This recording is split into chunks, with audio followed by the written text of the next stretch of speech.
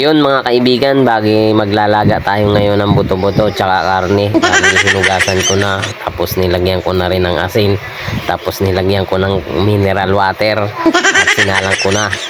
Habang pinapakuluan natin sa mahinang apoy, nagayat na pala ako dyan ng mga pansahog. Yung repolyo, hinugasan ko na rin, at yung mais, bali tinanggalan ko na rin ng yan, makikita ninyo yung bula. Tapos pagkatapos nun, nilagay ko na yung sibuyas at bawang. Tapos nilagay ko na rin yung inugasan natin na mais. Ayan, sobrang daming mais. At pagkatapos nun, nilagyan ko na rin yung sandamukan na tubig.